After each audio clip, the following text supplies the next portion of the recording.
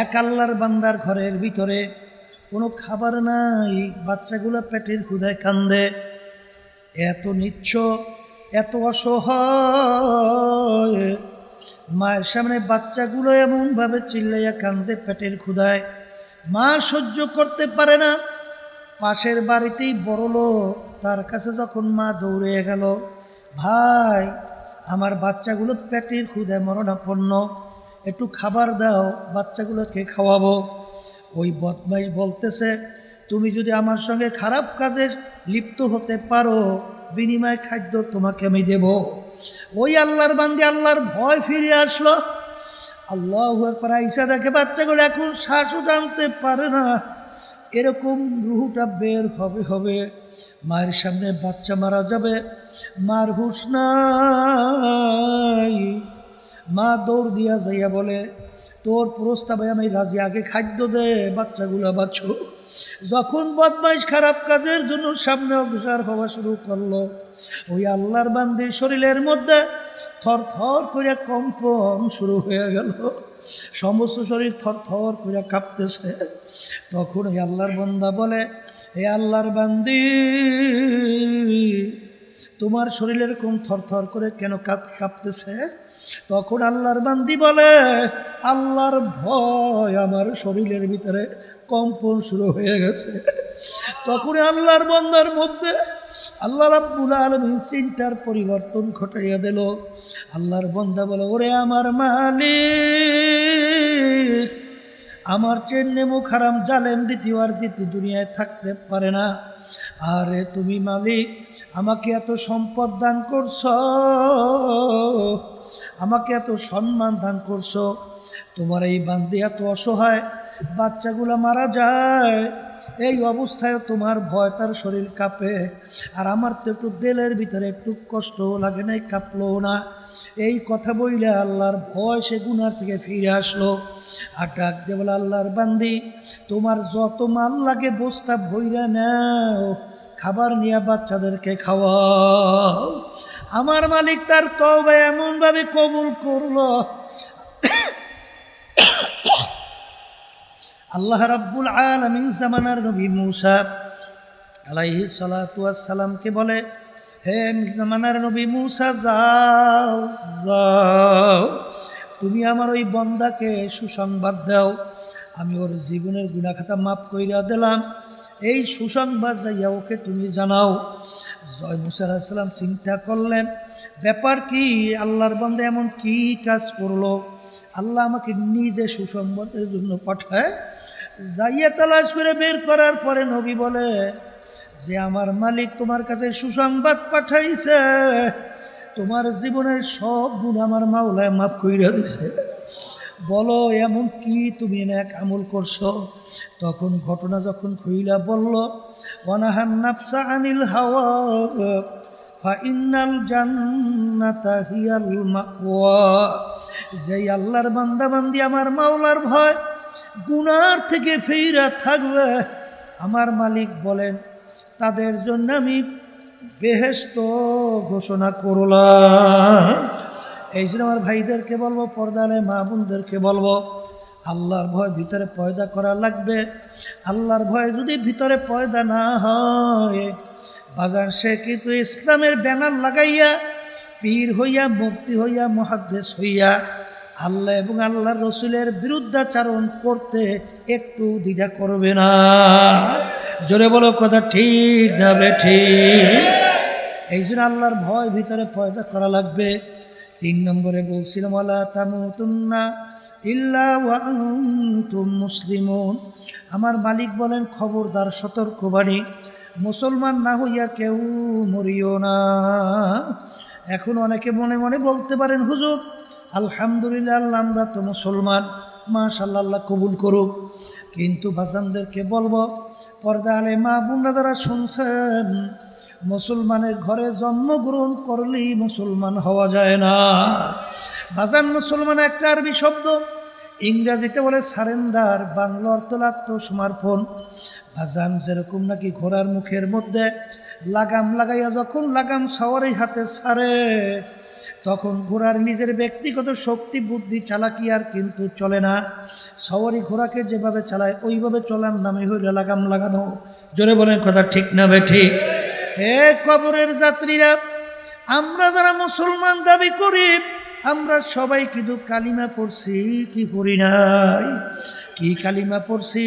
লা ইলাহা ইল্লাল্লাহু মুহাম্মাদুর রাসূলুল্লাহ সাল্লাল্লাহু আলাইহি ওয়াসাল্লাম। অর্থ কি? এই কালিমার মুখে লাগাম লাগাইছি। এখন এক শ্রেণী আমার বাজানরা মুসলমান এগারে জন্মগ্রহণ কইরা তাদের কালচার, তাদের আদর্শ, তাদের সংস্কৃতি ভালো লাগে বিজাতিদের, অন্য নাস্তিকদের, মুসলমান বিদ্বেষী চক্রদের। জোরে বলেন কথা ঠিক না বেঠি? এ মুসলমান সইনা রাখো।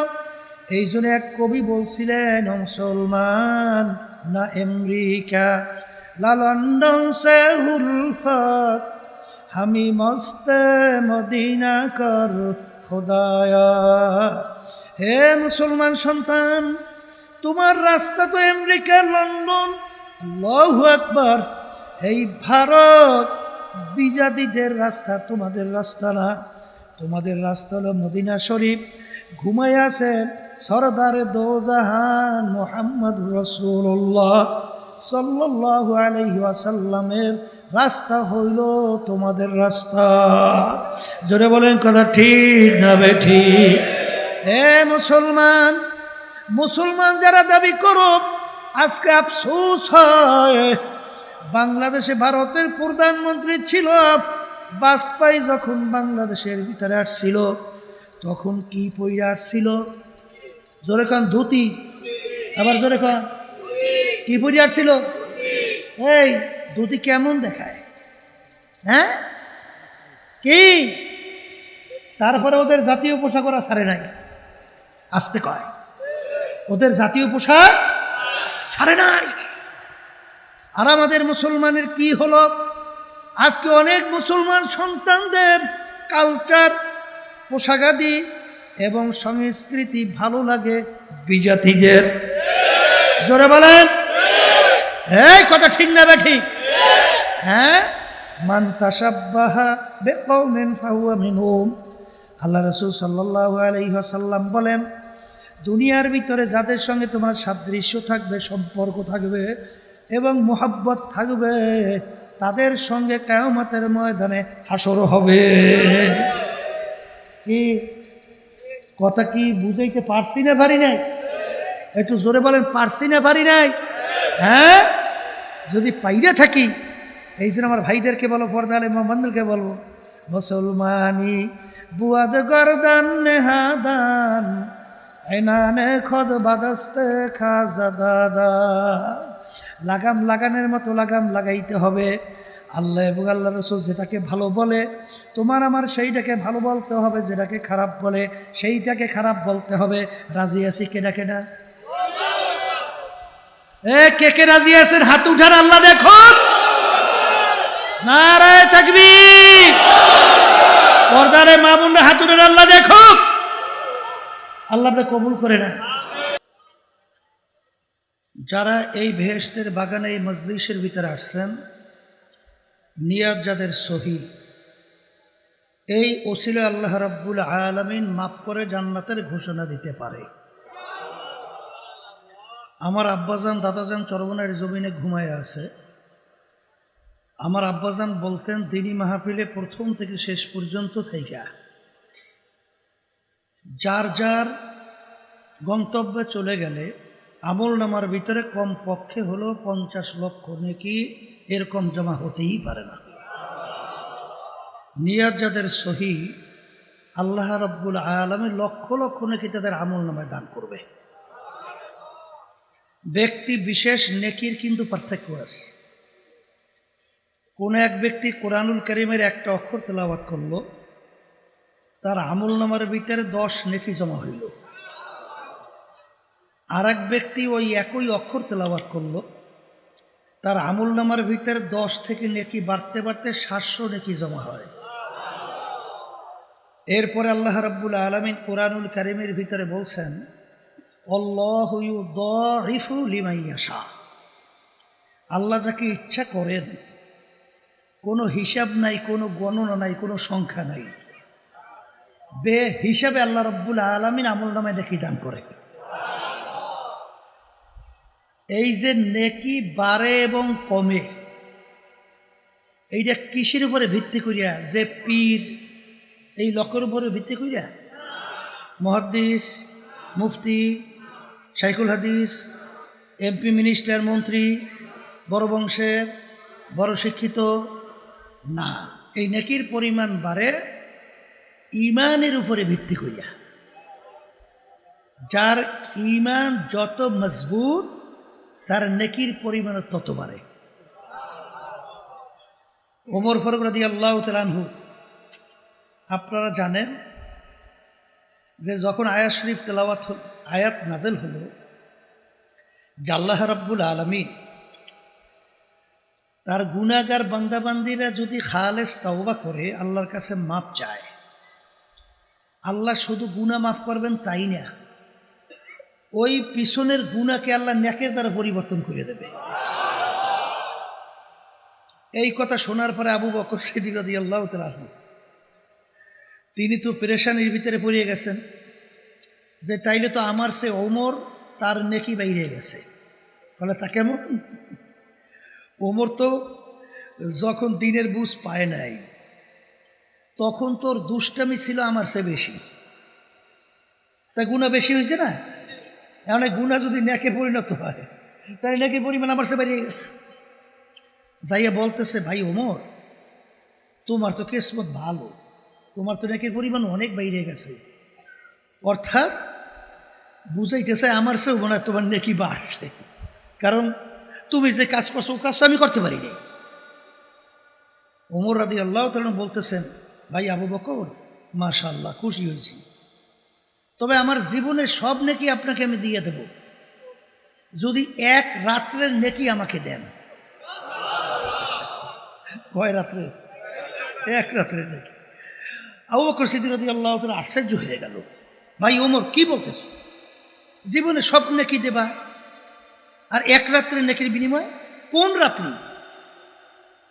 বলে যেই রাতে আল্লাহ রাসূল সাল্লাল্লাহু আলাইহি ওয়াসাল্লাম সহ মক্কা থেকে হিজরত করে কোথায় গেছিলেন? মদিনা শরীফ। ওই রাত্রে যে গুহায় রাত্রি যাপন করছিলেন, ওই রাত্রের নেকি যদি আমাকে দিতে পারে, আমার জীবনে সব নেকি দিয়ে দেব। এখন আবু বকর সিদ্দিক রাদিয়াল্লাহু তাআলা আনহু চিন্তা করলেন, ব্যাপার কি, ওই রাত্রের নেকি কত, জীবনে সব নেকি পরিবর্তন। কলে ভাই একটু বুঝে লই, কি করবে বুঝে। আবু বকর সিদ্দিক রাদিয়াল্লাহু তাআলা আনহু যাইয়া বলতেছেন আল্লাহ রাসূল সাল্লাল্লাহু আলাইহি ওয়াসাল্লামকে, আল্লাহ রাসূল, ওমর তো এই কথা বলে, এখন তার সঙ্গে জীবনের নেকি দিয়ে এক রাতে নেকি পরিবর্তন করব?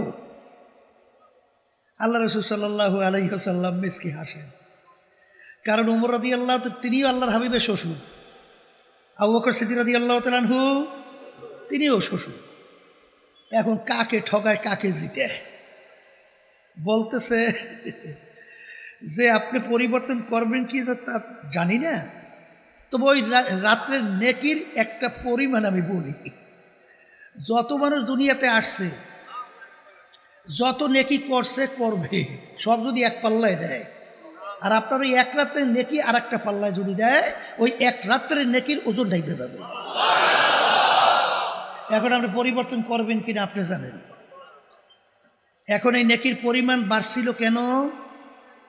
বলেন, ইমানের উপরে ভিত্তি কইয়া। কথা ঠিক না বেঠিক? তাদের ইমানের অবস্থান কেমন ছিল?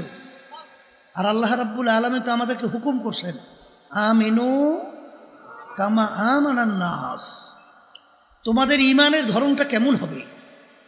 সাহাবায়ে কেরামরা যেভাবে ইমান আনছিল, তাদের বিশ্বাসটা যেভাবে ছিল, তোমাদের ইমানের ধরন ওইভাবে হবে। তাদের ইমানের অবস্থা কেমন ছিল শোনেন। আবু বকর সিদ্দিক রাদিয়াল্লাহু তাআলা গোলামকে আজাদ করে দিয়ে বলছিলেন, কথা বেশি লম্বা বললাম, কারণ আসছেন তো অনেক সময় হয়ে গেছে, সেই জনসভা থেকে শুরু করি, এখন পর্যন্ত আছেন, অনেকে খাওয়া দাওয়া করেন নাই, কষ্ট তো হইতেই আছে না? যাই হোক, যেই কষ্টের ভিতরে এবাদতে কষ্ট বেশি, সব তত বেশি। এই কথা ঠিক না? ঠিক, কষ্ট তো একটু হয়। আল্লাহ তৌফিক দান করুক, আল্লাহ নেকের পরিমাণ বাড়াই, নাজাতের ওসিলা বানাই দেয় আল্লাহ। তাই যেই কথা বলতে চাইছিলাম যে আবু বকর সিদ্দিক রাদিয়াল্লাহু তাআলা আনহু কে মাইকে শব্দ তো ভালোই পাইতে আছে, ওদিকে কি হয়েছে? বাম পাশে, আরে খালি আওয়াজ বাড়াইলেই হবে, এদিকে তো আওয়াজ খুব সুন্দর হইতেছে। এই বাম পাশে জানি কি হয়েছে। তা যাই হোক, ওই শব্দ করে কথা বললেন না, একটু চুপ থাকলে কথা আশা করি আল্লাহর রহমতে বোঝা যাবে। গোলাম আজাদ করে যে বলছিলেন, গোলাম তুমি আজাদ, মাঝে মাঝে কিন্তু খাদ্য নিয়ে আসতে পারে, নিয়ে আইসো। গোলাম বিভিন্ন সময় খাদ্য নিয়ে আসে, জিজ্ঞাসা করে তুমি কিভাবে কামাই করছো? হুজুর এইভাবে এইভাবে। যখন দেখতেন হালাল তিনি খাইতেন। একদিন পেটেও বড় ক্ষুধা, গোলাম খাদ্যও নিয়ে আসছে। কথা বেশি লম্বা না, সংক্ষেপ বলছি, ইমানকে মজবুতির জন্যে। তিনি না জিজ্ঞেস করে খাদ্য খাইয়ে ফেলছে। গোলাম বলতেছে, হুজুর আপনি তো অন্য অন্য সময় না জিজ্ঞেস করে খান না, আজকে জিজ্ঞেস না করে খাইলেন। বলে, বাবা তুমি তো অন্যান্য সময় দেখছি হালাল উপায়েই তুমি কামাই করো, আজকে পেটেও বড় ক্ষুধা ছিল, চিন্তা করছি তুমি হালাল উপায়েই তো কামাই করে নিয়ে আসছো, এই জন্য তাড়াহুড়ো করে খাইয়ে ফেলছে। এখন বলো তুমি কিভাবে কামাই করছো? তখন গোলাম বলতেছে, হুজুর আমি যখন কাফের ছিলাম, জাদুবিদ্যার মাধ্যমে একটা লোককে তদবির করছিলাম, ওই লোকটা ভালো হয়ে গেছে, তার সঙ্গে দেখা, সে ওই যে ভালো হয়েছে ওই বিনিময়ে আমাকেই খাদ্য দিছে, সেই খাদ্য এই। তখন আবু বকর সিদ্দিক রাদিয়াল্লাহু তাআলা আনহু বলেন, ভাই তুমি তো আমাকে সর্বনাশ করছো, জাদুবিদ্যার মাধ্যমে তদবির করা কামাই সম্পূর্ণ হারাম, তুমি তো আমাকে হারাম খাওয়াইছো। এই কথা বইলে তিনি গলার ভিতরে আঙ্গুল দেওয়া শুরু করছে। পেটেও ক্ষুধা, বলতে গেলে পাকস্থলীতে খাইতে চলে গেছে। সে যাই না খাইছে না, না যাই না খাইছে, আল্লাহ কি ধরপাকড় করবে?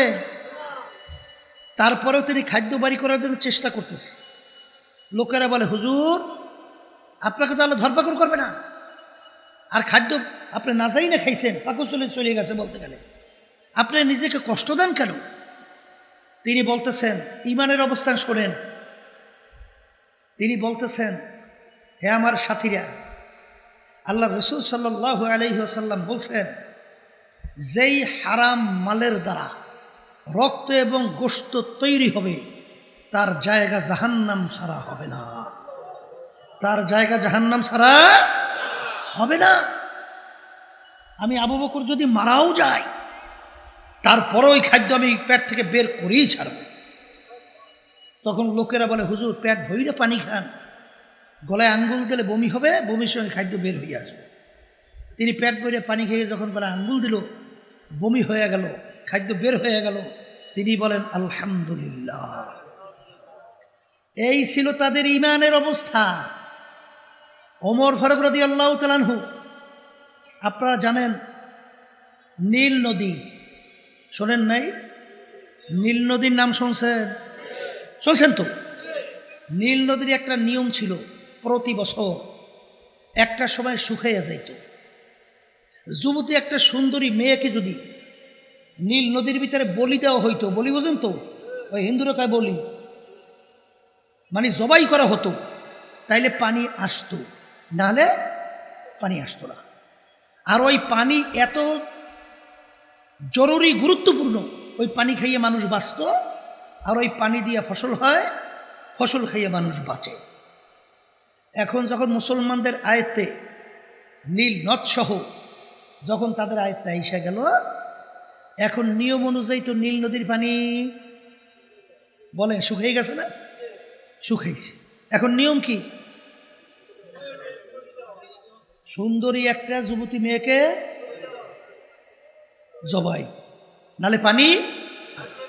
এখন এলাকার লোক সব গেছে, গভর্নর, হুজুর নীল নদীর পানি শুকাইছে। যদি যুবতী মেয়েকে জবাই করা না হয় পানি আসবে না, সব আমরা না খাইয়ে পানি মারা যাব। এখন নাউজুবিল্লাহ, আল্লাহ মাফ করুক, আমাদের যুগ যদি হইতো তাহলে কত ফতুয়া যে বের হইতো, এর কোনো শেষ না। কথা বলেন না কেন? কোনো ফতুয়া শেষ আছে? তখন ফতুয়া বের হইতো লক্ষ লক্ষ কোটি কোটি মানুষের জীবন, এ তো আগে বাঁচা দরকার। একটা জীবন গেলে করার কি, আগে তো লক্ষ লক্ষ মানুষের জান বাঁচুক। কথা হয় না? কথা ঠিক না ভাই? ঠিক। তাদের ইমানের অবস্থা কেমন ছিল? যখন গভর্নর বলে এই সিদ্ধান্ত তো আমি দিতে পারবো না, আমিরের থেকে সিদ্ধান্ত আসা লাগবে। আমিরের কাছে সংবাদ পৌঁছল, আমির, নীল নদীর পানি শুকাইছে, যুবতী মেয়ে জবাই না করার পর্যন্ত পানি আসবে না, লক্ষ লক্ষ মানুষ পানি না খাইয়ে মরবে, ফসল হবে না, ফসল না খাইয়ে মারা যাবে। কি করা? যুবতী মেয়ে তো একটা জবাই করা লাগবে। আমির কি বলছেন? আমির কথার কথা, বলো কি? তাহলে একটা মেয়ে জবাই দেওয়ার মধ্যে পানি আসা না যাওয়ার ক্ষমতা, তা আমার আল্লাহর ক্ষমতা কোথায়? হ্যাঁ, আমির নীল নদীর কাছে চিঠি লেখে। সুবহানাল্লাহ বলেন না? কার কাছে চিঠি লেখে? আমাদের যুগে নাউজুবিল্লাহ এই যদি আমরা দেখতাম শুনতাম, তাইলে তো আর লকব লাগাইতে মোটেও ভুল করতাম না, পাগলের জাত। নদীর কাছে চিঠি লেখে, এখনো সুস্থ মানুষ পারে? কথা বলেন, পারে? নীল নদীর কাছে চিঠি লেখে। কে লেখে? আমিরুল মুমিনিন। হে নীল নদী, তুমি যদি আল্লাহর হুকুমে জারি হও তাহলে জারি হইয়া যাও,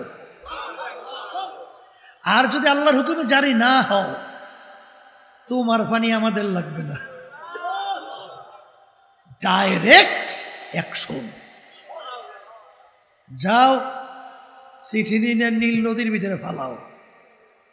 চিঠি নিয়ে নীল নদীতে ফালাইতে দেরি, সঙ্গে সঙ্গে পানি এসে নীল নদী পানিতে টয়টুম্ব। ওই যে নীল নদী পানিতে ভরছে, আজ পর্যন্ত আর কোনোদিন শুকায় না। এর নাম হলো ঈমান। কথা বুঝেন নাই? আমার বাচ্চাদেরকে বলবো, সাহাবায়ে কেরামদের জামাত এলাকায় দাওয়াত দেওয়ার জন্য যখন গেল, এলাকার লোক এত খারাপ, দাওয়াত তো গ্রহণ করেই না, বরঞ্চ তারা একটু বসবে, শুইবে, জাগাও দেয় নাই। এখন রাত্রি হয়ে গেছে, কোথায় রাত্রি যাপন করবে? সাহাবায়ে কেরামদের জামাতের আমির তিনি সিদ্ধান্ত নিলেন জঙ্গলের মধ্যে রাত্রি যাপন করবে। কোথায়? হ্যাঁ, এই জঙ্গলের মধ্যে তো হিংস্র প্রাণীর অভাব আছে, বাঘ, সিংহ, বিষাক্ত সাপ, আরও তো আর আদার্স কোনো শেষ নাই। যখন সাহাবায়ে কেরামদের জামাত জঙ্গলের ভিতরে ঢুকতেছে, তখন এলাকার লোকেরা বলতেছে, শুনছি মুসলমান বলে পাগলের জাত, আসলেই তো আচ্ছা পাগল। নালাই জঙ্গলের ভিতরে কোনো সাধারণ জ্ঞান যার আছে কেউ ঢোকে, এতে একজনও কালকে তালাশ করে পাওয়া যাবে না। কিন্তু সাহাবায়ে কেরামদের জামাত জঙ্গলের ভিতরে ঢুইকা, জামাতের আমির জংলা হিংস্র পশু পাখি সবাইকে লক্ষ্য করিয়া কি দেয়? ভাষণ, বক্তব্য। হে জংলা পশু পাখিরা, আমরা নবীর একদল সাহাবারা আসছি, সবাই বলেন সুবহান। আজকে রাত্রে আমরা এখানে যাপন করতে চাই, তোমরা সবাই এখান থেকে সইরে যাও। কথার কথা, বক্তব্য দিতে দেরি, বাঘ তার বাচ্চা মুখের ভিতরে কামড় দিয়ে দৌড়, সিংহ তার বাচ্চাকে মুখের ভিতরে নিয়ে দৌড়, গর্তের ভিতরে বিষাক্ত সাপ উঠে দৌড়, এমনকি গর্তের পিপিলিকা পর্যন্ত সব উঠে দলে দলে, জায়গা একেবারে পরিষ্কার। এর নাম হলো ঈমান। এর নাম কি? এখন অনেকে তো বিভিন্ন অঙ্ক কষায়, ইঞ্জিনিয়ারিং অঙ্ক। ইঞ্জিনিয়ারিং অঙ্ক বোঝেন নাই? ওই যে ইঞ্জিনিয়ার সাহেব পালকির ভিতরে, এখন আমাদের বয়সেও খুব কম দেখছি, অনেকে তো তোমরা দেখোই না। আগে ওই মুরব্বীরা পালকিতে চড়তো, পালকি পালকি শোনো নাই? পালকিতে। এখন ইঞ্জিনিয়ার সাহেব সে তো পালকির ভিতরে, এখন যারা ওই পালকি টানতো ওদেরকে কি জানি খালাসি না জানি কি কইতো, হ্যাঁ হ্যাঁ, ওই যারা টানে। এখন ইঞ্জিনিয়ার তো পালকিতে বসা, আর অন্যান্য তাদের কান্দের ভিতরে পালকি বাস। আচ্ছা, সামনে খাল আসছে, খাল, খাল চেনেন? চেনেন না? চেনেন তো? এই আমরা তো খালই করি, আমরা তো খাল করি। এই এখন খাল আসছে, খাল। এখন যারা পালকি টানে বলতেছে, স্যার পালকি থেকে নামা লাগবে। কেন? সামনে খাল, না নামলে তো আপনি ডুবে যাইবেন। বলে একটু ঠরো, একটু থামো তো, দেখি কি হইল, তোমরা একটু পানি মাপো। এবং খালের পার, সেখানে পানি 1 ফুট। কয় ফুট? এরপরে যত নিচে যায় 2 ফুট, 3 ফুট, 3.5 ফুট। এরপরে আবার উপরের দিকে উঠছে 1 ফুট। এখন গড় করছে, গড় করিয়ে দেখে খালের ভিতরে পানি গেছে 2 ফুট। কয় ফুট? পানি কয় ফুট? গড় করছে 2 ফুট। এখন বলতেছে, হ্যাঁ হিসাব নিকাশ ঠিক, পালকি চলবে, চালাও। পালকি কি? এখন ইঞ্জিনিয়ার বলছে পালকি চালাও, চলবে। যেই 3.5 হাত পানির কাছে গেছে, এখন তো পানি পালকির ভিতরে উঠে ডুবে ডুবে অবস্থা। এই দাঁড়াও দাঁড়াও, কি হইল? আমার হিসাব ভুল হয়েছে নাকি? হিসাব তো ভুল হয়েছে নাকি, নাহলে আমার পালকি ডুবে কেন? তখন যারা পালকি টানে তারা বলতেছে, স্যার সব জায়গায় ইঞ্জিনিয়ারিং হিসাব চলে না। তাই বর্তমানে এক শ্রেণী আমরা খালি ইঞ্জিনিয়ারিং হিসাব করি, সব জায়গায় ইঞ্জিনিয়ারিং হিসাব চলে না। ওয়ালা তাহিনু ওয়ালা তাহজানু ওয়া আনতুমুল আ'লাউনা ইন কুনতুম মুমিনিন। আমার মালিক বলেন, তোমরাই বিজয় হবে, তোমাদের কোনো ভয় নাই, তোমাদের কোনো চিন্তা নাই। বিজয় কারা হবে? জোরে কন। তোমাদেরই বিজয় হবে যদি তোমরা মুমিনের চরিত্র অর্জন করতে পারো। বিজয় দেওয়ার মালিক কে? জোরে বলেন কে কে? এখানে ইঞ্জিনিয়ারিং করলে কিন্তু ডুবে মরা লাগবে। জোরে বলে কথা ঠিক না বেঠি? এই জন্য আমার ভাইদেরকে বলবো, পর্দা আলে মা বোনরা যারা শুনতেছেন, ইউসুফ নবী আলাইহিস সালাতু ওয়াস সালাম, তাকে বিবি জুলাইখা 7 দরজার ভিতরে তালা মারি আটকাইছে না? দরজা কয়টা? তালা মারছে কয়টা? দুনিয়ার কোনো নিয়মে বের হওয়ার কোনো যুক্তি নাই। দরজাও 7টা, তালাও 7টা। জুলাইখা বলে, ইউসুফ আমার কথা এখন মানা লাগবে। ইউসুফ আলাইহিস সালাতু ওয়াস সালাম চিন্তাও করে নাই কিভাবে বের হব, দুনিয়ার কোনো যুক্তি তো এখানে চলবে না। আল্লাহর উপরে তাওয়াক্কুল কইরা নবী যখন দৌড় মারলেন, 7টা দরজার ভিতরে তালা আমার মালিক টাস টাস কইরা খুইলা দিছে। নবী বের হইয়া চলে গেছে, আটকাই রাখতে পারে নাই। পারছে? মূসা আলাইহিস সালাতু ওয়াস সালাম ফেরাউন দলবল সহ যখন তারাইয়া তাকে আসলো দৌড়িয়া তাদের উপরে আক্রমণ করবে, সামনে নদী, সামনে কোন নদী? নীল নদী বাজছে। মালিক এখন কি পালা? সামনে তো নদী, পিছন থেকে শত্রু আসতেছে, আমাদেরকে তো সব একসঙ্গে সব শেষ। কি করব কি করব? ও মূসা চিন্তা নাই, তোমার হাতের মধ্যে ওঠা কি? মালিক লাঠি। লাঠি দিয়া পানির উপরে বাড়ি দাও।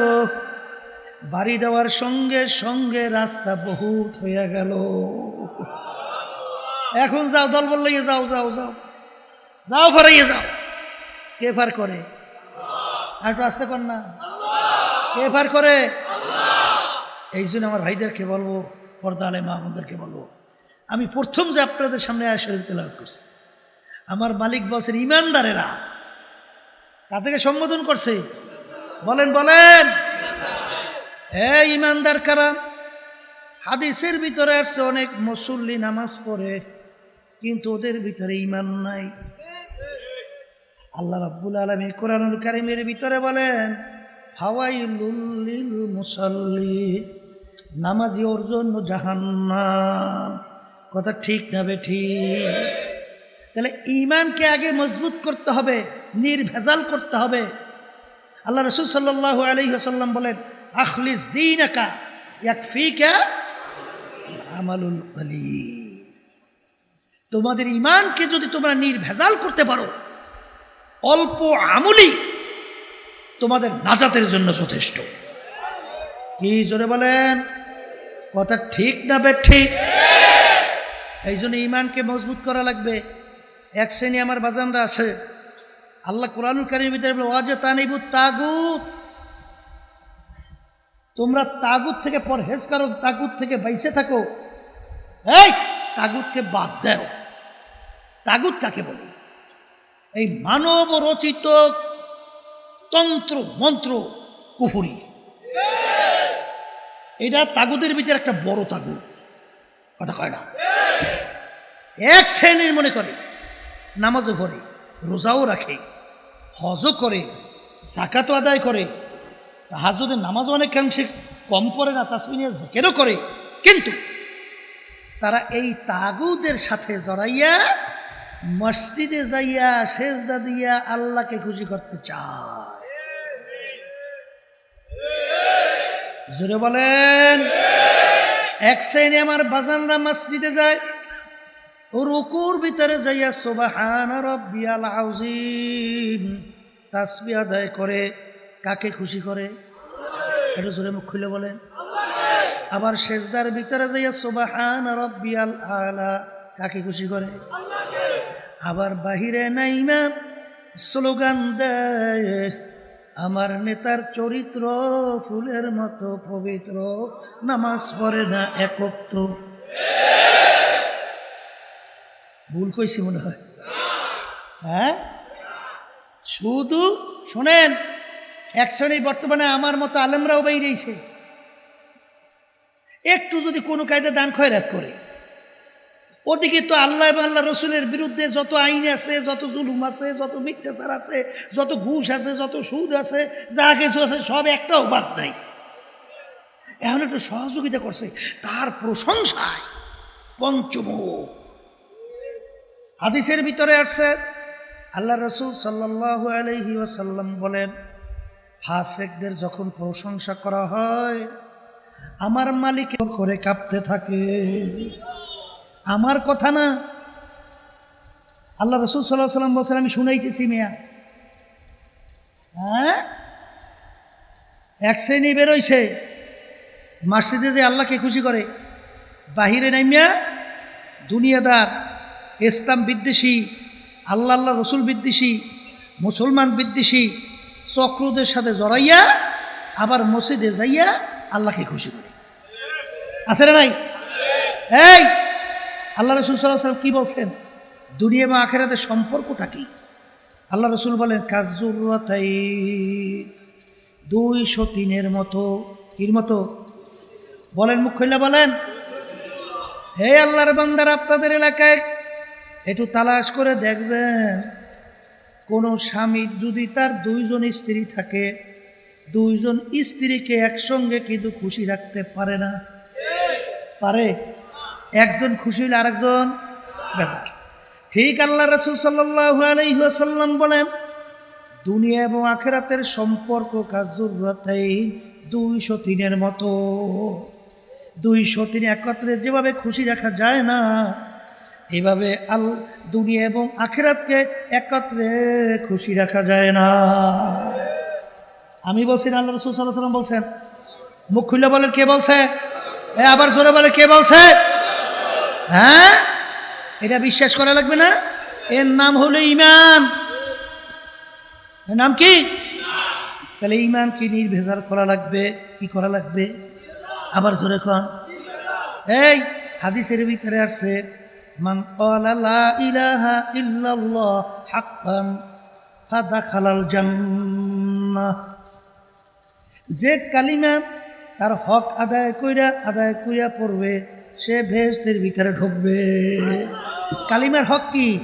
লা মাকসুদা ইল্লাল্লাহ, লা মাহবুবা ইল্লাল্লাহ, লা মাতলুবা ইল্লাল্লাহ, লা মাশুকা ইল্লাল্লাহ, লা ইলাহা ইল্লাল্লাহু মুহাম্মাদুর রাসূলুল্লাহ। বাজার উরানিকারী ইব্রাহিম সাহেব রাহমাতুল্লাহি আলাইহি তিনি বলতেন, লা যখন বলো মাথায় ডান দিকে ঘুরাও, আর লাল তরবারি নিয়ে গয়রুল্লাহকে কাটতে থাকো, কলব থেকে সমস্ত গয়রুল্লাহকে ফেলাইতে থাকো। লা বইলা যখন মাথা ডান দিকে ঘুরাও, খেয়াল করো আমার কলবের ভিতরে আমার পীরগিরি নাই, আমার মুফতিগিরি নাই, আমার মুহাদ্দিসগিরি নাই, আমার টাকার গরম নাই, আমার ক্ষমতার গরম নাই, আমার বংশের গরম নাই, আমার শিক্ষার গরম নাই, আমার মেম্বারগিরি নাই, আমার চেয়ারম্যানগিরি নাই, আমার এমপিগিরি নাই, আমি অমুক তমুক সভাপতিগিরি নাই, নাই নাই নাই। আল্লাহ বাদে কেহ মাবুদ নাই, আল্লাহ বাদে কেহ মাবুদ নাই। ইমানকে মজবুত করা লাগবে। দ্বিতীয় নম্বরে ইমানদারদেরকে আল্লাহ বলেন, হে ইমানদারেরা তোমরা আমাকে ভয় করো, ভয় করার মতো ভয় করো। কে বলছেন? জোরে বলেন, কে বলছেন? বাজান ভয় কি জিনিস? আল্লাহু আকবার। হাদিসের ভিতরে আসছে, যার ভিতরে আল্লাহর ভয় পয়দা হবে, আমার মালিকের আযাব গজবের ভয় পয়দা হবে, তারা আমলনামা থেকে গুনাহগুলো এইভাবে ঝইরা পড়বে, যেরকম একটা গাছের পাতা যদি শুকায়া যায়, গাছের পাতা যদি গাছকে ঝাঁকা দেয়, যেরকম পাতাগুলো ঝরঝর করে এরকম পইরা যায়। যার ভিতরে আল্লাহর ভয় পয়দা হবে, তার আমলনামা থেকে গুনাহগুলো এইভাবে ঝইরা পইরা যায়। সবাই জোরে বলেন সুবহানাল্লাহ। হে আল্লাহর বান্দারা, পর্দা আলে মা বোনেরা, যেই আল্লাহর বান্দা বান্দির ভিতরে আমার মাওলার ভয় পয়দা হবে না, ওই আল্লাহর বান্দা বান্দি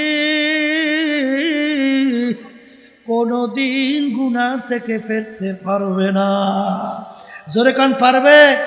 জোরে বলেন পারবে? মূসা আলাইহিস সালামের জামানায় আল্লাহু আকবার, এক আল্লাহর বান্দার ঘরের ভিতরে কোনো খাবার নাই, বাচ্চাগুলো পেটের ক্ষুধায় কান্দে, এত নিচ্ছ, এত অসহায়, মায়ের সামনে বাচ্চাগুলো এমনভাবে চিল্লাইয়া কান্দে পেটের ক্ষুধায়, মা সহ্য করতে পারে না। পাশের বাড়িতেই বড় লোক, তার কাছে যখন মা দৌড়ে গেল, ভাই আমার বাচ্চাগুলো পেটের ক্ষুধায় মরণাপন্ন, একটু খাবার দাও, বাচ্চাগুলোকে খাওয়াবো। ওই বদমাইশ বলতেছে, তুমি যদি আমার সঙ্গে খারাপ কাজে লিপ্ত হতে পারো, বিনিময় খাদ্য তোমাকে আমি দেব। ওই আল্লাহর বান্দি আল্লাহর ভয় ফিরে আসলো। আল্লাহু আকবার। আয়েশা দেখে বাচ্চাগুলো এখন শ্বাসও টানতে পারে না, এরকম রুহুটা বের হবে, মায়ের সামনে বাচ্চা মারা যাবে, মার হুঁশ নাই। মা দৌড় দিয়া যাইয়া বলে, তোর প্রস্তাবে আমি রাজি, আগে খাদ্য দে, বাচ্চাগুলো বাঁচো। যখন বদমাইশ খারাপ কাজের জন্য সামনে অগ্রসর হওয়া শুরু করলো, ওই আল্লাহর বান্দির শরীরের মধ্যে থর থর করে কম্পন শুরু হয়ে গেল, সমস্ত শরীর থর থর করে কাঁপতেছে। তখন ওই আল্লাহর বান্দা বলে, হে আল্লাহর বান্দি, তোমার শরীর এরকম থরথর করে কেন কাঁপতেছে? তখন আল্লাহর বান্দি বলে, আল্লাহর ভয় আমার শরীরের ভিতরে কম্পন শুরু হয়ে গেছে।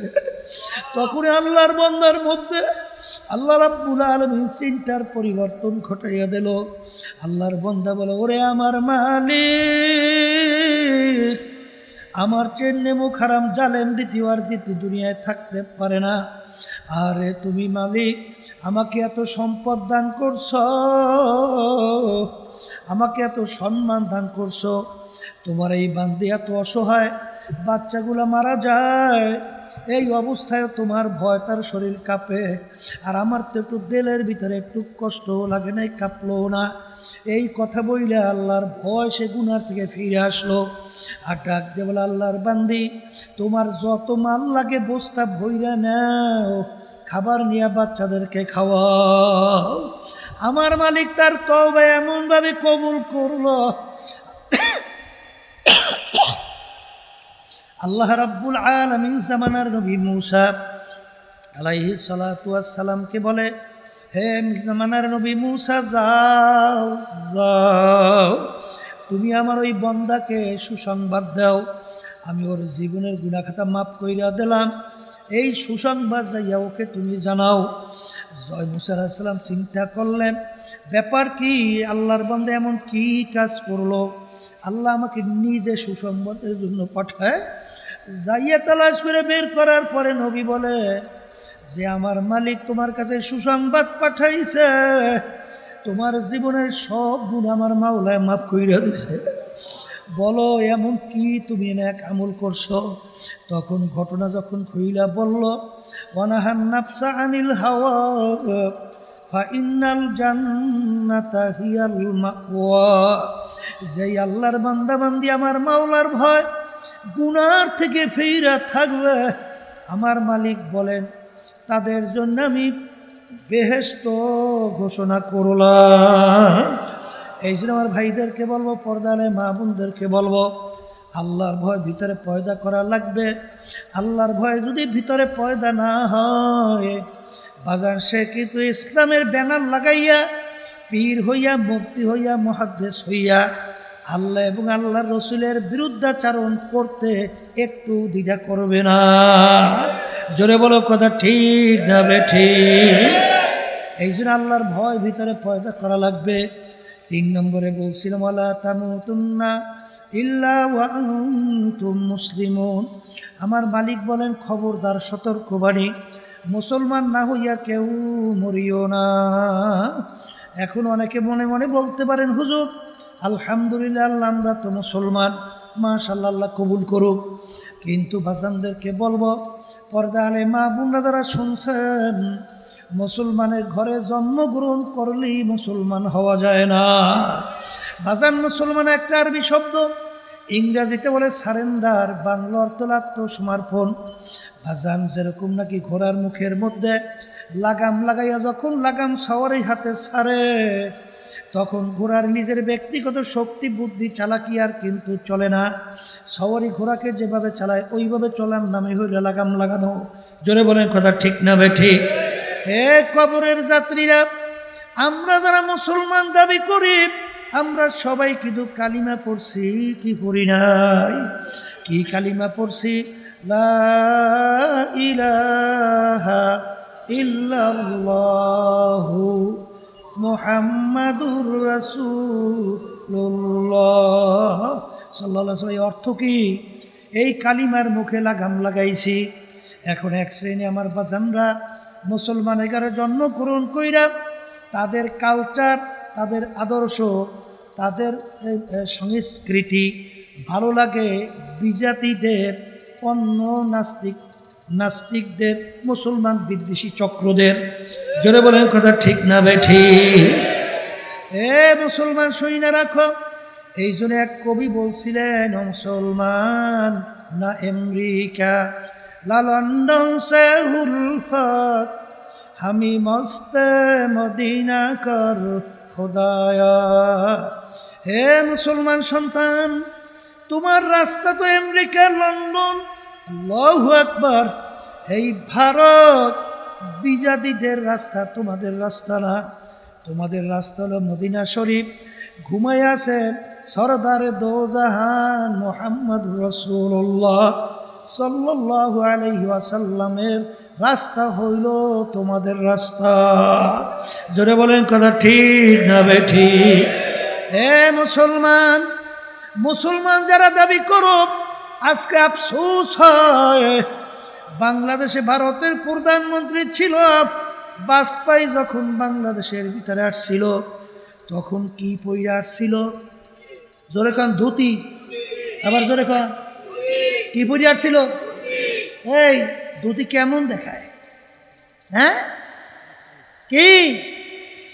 তারপরে ওদের জাতীয় পোশাক ওরা ছাড়ে নাই, আসতে কয় ওদের জাতীয় পোশাক ছাড়ে নাই। আর আমাদের মুসলমানের কি হলো?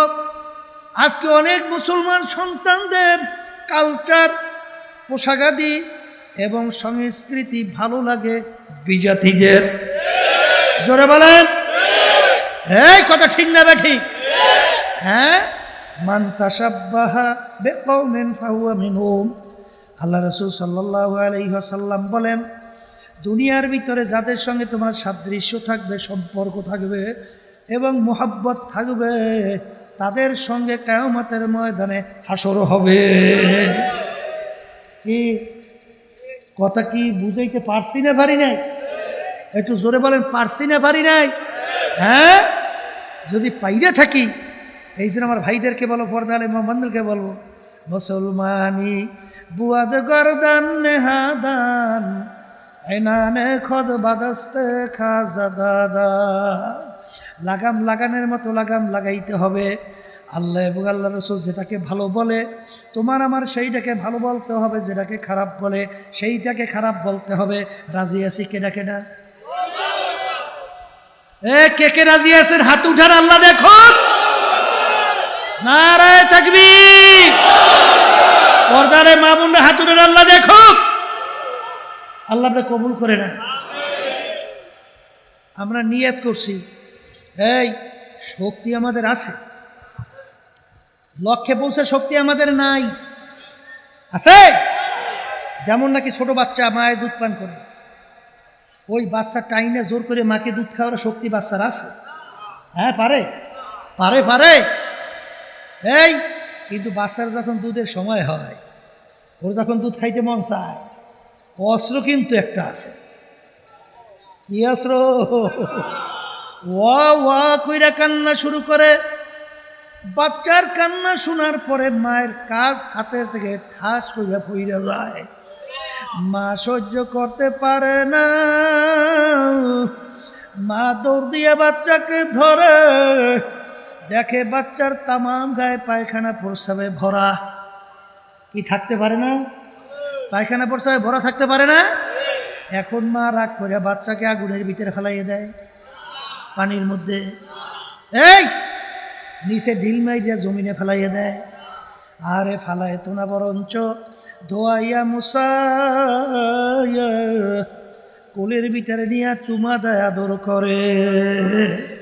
এ আল্লাহর বান্দারা, পর্দা আলে মা বোনেরা, মা সন্তানকে যত মায়া করে, আমার মালিক বান্দা বান্দিকে তার সে শত হাজার লক্ষ গুণ বেশি মায়া করে বান্দা বান্দিকে। জোরে বলো কথা ঠিক না ঠিক? হ্যাঁ, বান্দা এমন কোনো গুনাহ নাই বলতে গেলে করে নাই।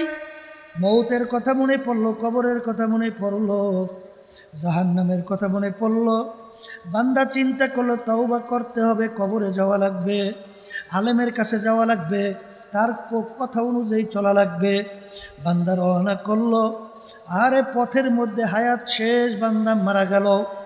এখন বেহেশতে ফেরেশতাও আসছে বান্দার রূহকে বেহেশতে নেওয়ার জন্য, জাহান্নামের ফেরেশতাও জাহান্নামের রূহকে নেওয়ার জন্যে। জাহান্নামের ফেরেশতা বলে, বান্দা তো এখনো তওবা করে নাই, রূহ আমরা পাবো। বেহেশতের ফেরেশতা বলে, বান্দা তো তওবা করার জন্য রওনা করছে, পথের মধ্যে হায়াত শেষ, বান্দার কি দোষ, রূহ আমরা পাবো। ঝগড়া বাজে না বাজে না? ঝগড়া বাজে না বাজে নাই? হ্যাঁ, এই আল্লাহ রাব্বুল আলামিন ফেরেশতাদেরকে ডাক দিয়ে বলে, ফেরেশতারা জমিন মাপো, আমার বান্দা যেখানে মারা গেল সেখান থেকে তার বাড়ি কাছে না আলেমের বাড়ি কাছে? যদি তার বাড়ি কাছে হয় রুহু নিয়া যাইবে জাহান্নামের ফেরেশতা, আর আলেমের বাড়ি যদি কাছে হয়, তার বাড়ি দূরে হয়, রুহু নিয়া যাইবে বেহেশতের ফেরেশতা। আল্লাহর বান্দা যেখানে মারা গেল, ঘটনা ছিল তার বাড়ি ছিল কাছে, আলেমের বাড়ি দূরে। জোরে বলেন কথা ঠিক কিনা? আল্লাহ রাব্বুল আলামিন জমিনকে ডাক দিয়ে বলে, জমিন আমার বন্দার জন্য আলেমের বাড়ি কাছে হইয়া যা। আমার মালিকের কুদরতি হুকুম, সঙ্গে সঙ্গে জমিন মাইপা দেখে আল্লাহর বান্দা যেখানে মারা গেল সেখান থেকে আলেমের বাড়ি কাছে, তার রুহু নিয়ে গেল বেহেশতের ফেরেশতা। এ আল্লাহর বান্দারা, পর্দা আলে মা বোনেরা, তুমি আর আমি আল্লাহর উপর তাওয়াক্কুল কইরা আমার মালিককে পাওয়ার জন্যে, নবীর রসুলের তরিকা অনুযায়ী চলার জন্যে যদি নিয়াত করে নামতে পারি, যত বিপদ মুসিবত সামনে আসুক না কেন, আমার মালিক মান আতানি ইয়ামশি আতাইতুহু হারওয়ালা, বান্দা বান্দি আমার মালিককে পাওয়ার জন্য হাইটা রওনা করবে, আমার মালিকের রহমত দৌড় দিয়া যাইয়া, আমার মালিকটাই না তার কুদরতে কোলে জাগা না দিয়া পারবে না। এই জন্য আমার ভাইদেরকে বলো, পর্দারে মা বোনদেরকে বলবো, ঈমানকে মজবুত করি, আল্লাহর ভয় ভিতরে পয়দা করি, মুসলমান হইয়া তারপর দুনিয়ার থেকে বিদায় নিয়ে কবরে যাওয়ার জন্য আল্লাহর ফজলে নিয়াত করে চেষ্টা করি। আল্লাহুম্মা আমিন। হে ঘরের মেয়ে লোকেরা হাত উঠাও, গুনার কথা মনে করো, দুই চোখের পানি ফালাও, আমার মালিকের দরবারে কান্দ আর মাপ চাও। যদি কান্না না আসে মন কি বুঝো রে মন, একদিন এই ঘরের দরজা দিয়ে নতুন বউ হইয়া উঠছিল রে মন।